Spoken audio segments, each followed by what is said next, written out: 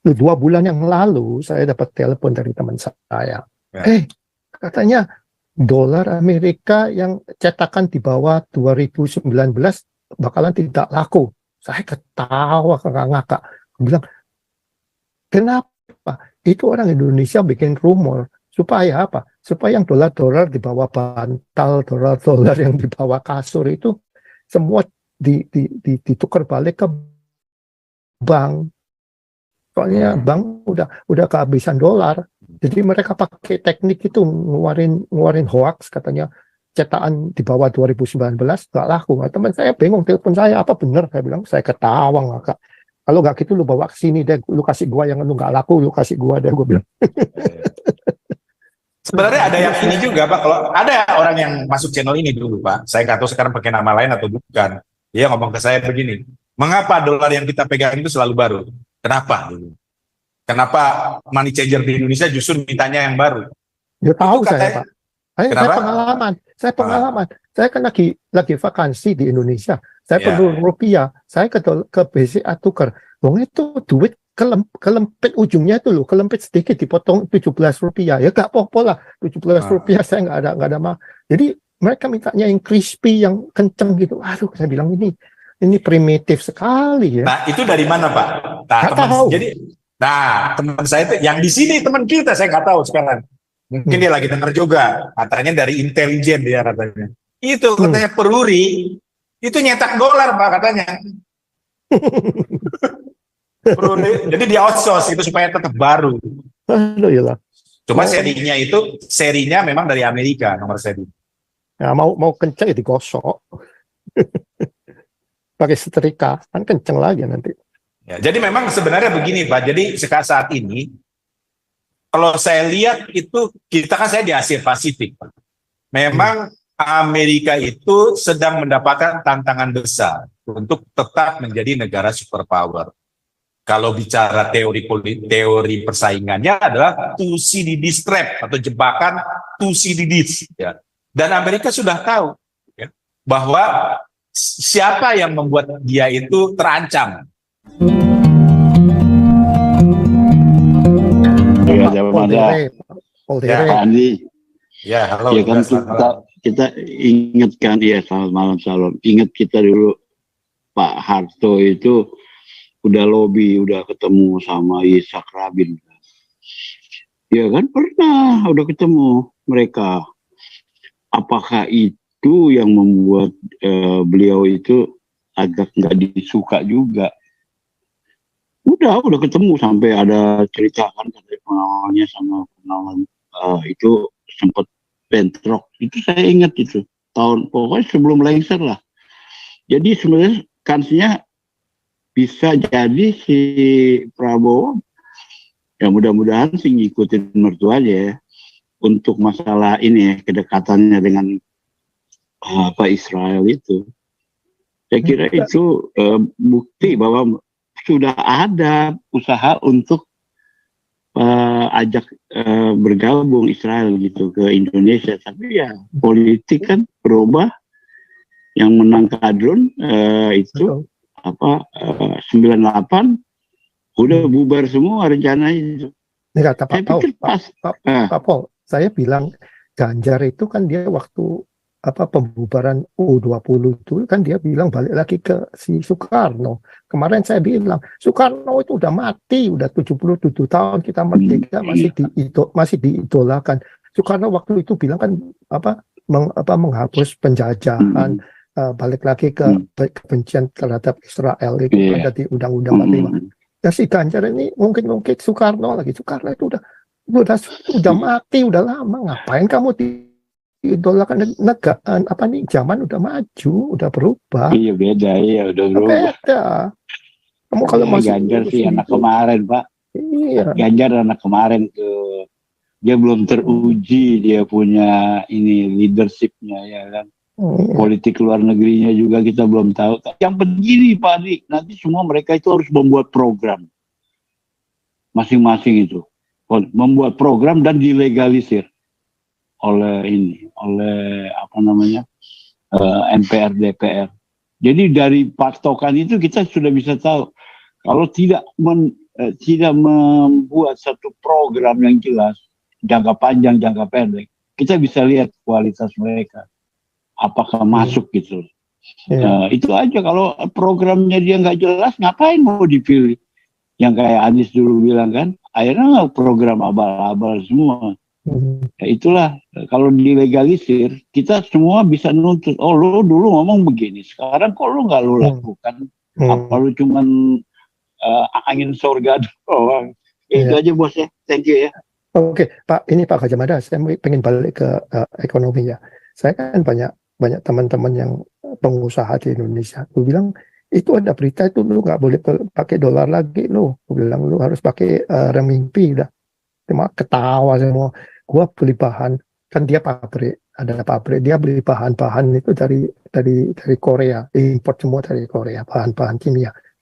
Gue bilang, ya lu bayar pakai RMB, gue diketawain katanya, RMB ini duit apa katanya. Mereka lebih percaya ke dolar. Jadi realistiknya gak mungkin lah mereka bisa menolak US dollar. Gimana menurut Padang? Ya, secara umum ya saya setuju dengan Bapak Andi. Jadi kalau dia beli dari Korea kan, nah Korea tentunya lebih bagus. Tentu Korea akan merasa dia akan lebih baik dibayar dolar daripada mata uang lain. Tapi idenya begini, ini diakui oleh mata uang dia sendiri ada, dia nggak mau, mintanya dolar. Oh gitu ya. Nah, tapi intinya begini, Amerika memang harus menjadi negara superpower. Tapi sekarang ini gara-gara Ukraine memang terjadi de-dollarization. Itu terjadi, diakui juga. Jadi sebenarnya itu Amerika rugi karena kalau tidak de-dollarization itu banyak negara yang namanya itu cadangan devisanya itu dalam bentuk dolar. Itu yang sebenarnya penting. Bayangkan Amerika tinggal nyetak duit doang, anggap aja modalnya sedikit, ditaruhlah nilai $100, tahunnya disimpan sama Indonesia sebagai cadangan devisa, termasuk negara lain. Itu yang membuat Amerika itu, bayangkan cuma nyetak duit doang, bisa beli barang dari seluruh dunia dan laku. Dan itu tidak bisa dimiliki oleh Cina, Rusia, ya tidak sama. Ya walaupun Indonesia, sebutlah Indonesia dengan Cina. Kan Indonesia kan banyak impor, bahkan impornya itu banyak sekali. Itu kalau didolarkan itu 2.000 triliun per 5 tahun. Jadi kalau kita bandingkan dengan dulu pakai dolar. Nah, di situ Amerika memang menjadi sangat butuh supaya tetap menjadi negara single power. Jadi multi power itu nggak mau dia. Gitu. Bahkan adidaya pun nggak pernah mau. Soalnya China kan sering-sering dia tahu-tahu diregulasi duitnya, nilai renminbinya diregulasi sendiri sama kepalanya, jidatnya dia. Iya, supaya produknya murah. Exactly. Kan saya ada di Indonesia, Bang. Beli barang-barang Cina murah banget tuh, Bang. Exactly. Enggak, di sini juga. Nah, gitu. Problemnya itu kita ini US dollar ini kan dulu ceritanya berapa puluh tahun yang lalu kan tiap dolar itu kan di backup sama emas. Adanya disimpan di Virginia situ, di Fort Knox, di bawah tanah tuh, 7 lantai di bawah tanah itu. Tapi kan nilainya ini mereka kan nyetak duit. Jadi sekarang $1 itu tidak di backup sama emas. Jadi ya kalau you lihat dolar Amerika itu kan ada tulisannya itu in God we trust. Jadi kita percaya Tuhan aja kalau $1 itu nilainya $1. Tapi orang tetap percaya, orang seluruh dunia mintanya dolar, ya repot. Ya kan, how you gonna stop that? How you gonna stop that? Nggak bisa di stop. Jadi, tapi dikurangi bisa, Pak. Jadi gini, kalau de-dollarization ini terus berlanjut, Pak, jadi ekonomi Amerika akan melemah. Itu intinya di situ. Karena orang kan seperti tadi Indonesia, kalau dulu kan teman saya importir, dia bilang ke Singapura aja harus pakai dolar. Dia impor dari Singapura, orang Singapura mintanya pakai dolar, Pak. Dolar Amerika. Yep. Jadi harus berapa kali dia tukar kan dari rupiah ke dolar ke Singapura kan. Gitu. Nah, 2 bulan yang lalu saya dapat telepon dari teman saya. Katanya dolar Amerika yang cetakan di bawah 2019 bakalan tidak laku. Saya ketawa ngakak. Bilang, Kenapa? Itu orang Indonesia bikin rumor supaya apa? Supaya yang dolar-dolar di bawah bantal, dolar-dolar yang di bawah kasur itu semua ditukar balik ke bank. Soalnya bank udah kehabisan dolar. Jadi mereka pakai teknik itu ngeluarin hoax, katanya cetakan di bawah 2019 nggak laku. Nah, teman saya bingung, telepon saya, apa benar? Saya bilang, saya ketawa nggak. Kalau nggak gitu lu bawa ke sini deh, lu kasih gua yang lu nggak laku, lu kasih gua deh, gua bilang. Sebenarnya ada yang ini juga Pak, kalau ada orang yang masuk channel ini dulu Pak, saya nggak tahu sekarang pakai nama lain atau bukan. Dia ngomong ke saya begini, mengapa dolar yang kita pegang itu selalu baru? Kenapa? Kenapa money changer di Indonesia justru mintanya yang baru? Ya tahu Itu saya katanya, Pak. Saya pengalaman. Saya kan lagi vakansi di Indonesia. Saya Ya. perlu rupiah. Saya ke BCA tukar. Wong itu duit kelempit ujungnya itu loh, kelempit sedikit dipotong 17 rupiah. Ya gak apa-apa lah. 17 rupiah saya nggak ada mah. Jadi mereka mintanya yang crispy, yang kenceng gitu. Aduh, saya bilang ini primitif sekali ya. Nah itu dari mana Pak? Nah, Nggak tahu. teman saya itu yang di sini teman kita, saya nggak tahu sekarang. Mungkin dia lagi dengar juga, katanya dari intelijen dia katanya. Itu katanya Peruri, itu nyetak dolar Pak katanya. Peruri, jadi di outsource itu supaya tetap baru. Aduh ya lah. Cuma serinya memang dari Amerika, nomor seri. Ya, mau kenceng ya digosok. Pakai setrika, kan kenceng lagi nanti.